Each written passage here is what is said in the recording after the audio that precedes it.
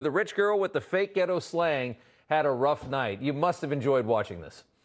It was, well, and it was at Democrats' own hand, too, which was the most hysterical thing about this. First off, Democrats run elections in Dallas. So if they were upset with how that went, they need to take it up with their own party.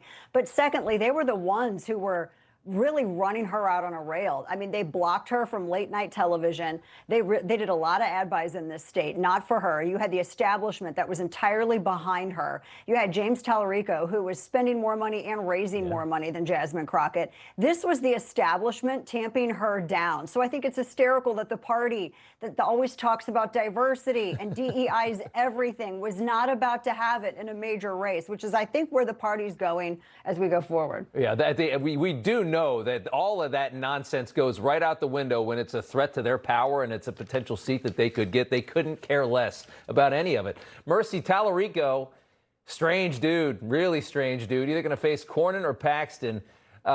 He calls God non-binary, advocates for the trans community to receive abortions. Take a listen to this guy. God is non-binary. I want to acknowledge that our trans community needs abortion care too. Defending trans Texans is something we have to do. In Texas, how's this going to play, Mercy? You know, I got to tell you, I think obviously Talarico is going to try to portray himself as a moderate. We've seen this time and time again. We saw this, for example, with the candidate, now Governor Abigail Spanberger here in Virginia, where the focus for her was trying to stay on this moderate lane, honing in on issues of quote unquote cost of living and affordability.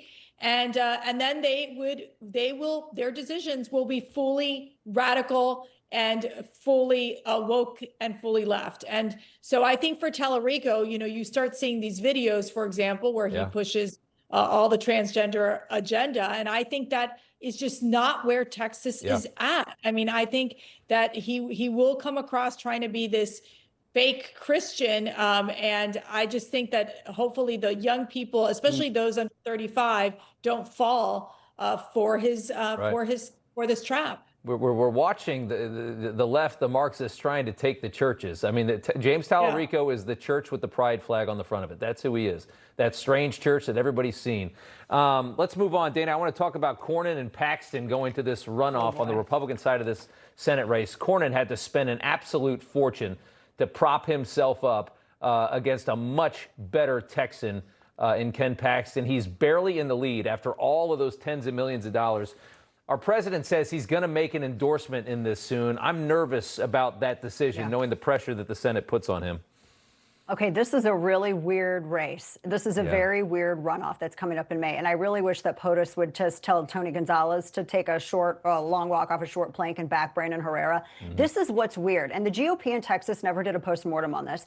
In 2020, when Cornyn ran insanely, hands to sky, he got more votes than POTUS did. And here never figured out why. I think some of it may have been it may have been split ticket voting. I'm not quite sure. They're not quite sure. That factors into this, and I think it needs to be looked at. The reason I say POTUS needs to be careful is that you have two candidates. You go to battle with the soldiers you have, but each of them have issues. But I think they affect voters differently. Cornyn has issues because he sold out the nation on gun control. He sold out the nation on H-1Bs, and he's going to sell out the nation again when it comes to immigration because he's already talking about reforming and not just tearing down and obliterating the system. He shouldn't even be talking about reforming anything. Now, Paxton, his issues are personal. I talked about this all day on my radio program. Personal issues. I get very Machiavellian looking at this stuff. This is about me, the voter. It's about you, the voter. This is about which one of these guys is going to bring home the issues for the voter. One of them has a record of doing that, and his name doesn't rhyme with Schmornin. So I think that that's how voters need to look at this. Whether or not Trump gets involved in it, I think his time is spent better elsewhere because Texans are going to go to war over this. Make no mistake. I'm going to be in ad hell down here until May. It's going to be awful. It's going to be horrible. We're going to be doing a bunch of get out the vote stuff, I'm sure, but it's going to be a brawl. And I think POTUS needs to keep his powder dry on this. Okay. Dana, Mercedes, good to see you both, ladies. Thank you so much. You know, everybody's reporting the same stories, the same spin. You turn the channel, it's always the same. But not us. We're different. We report the real news. No spin, just the facts. turn to us and you won't turn back. Tune in to Rob Schmitt tonight on Newsmax.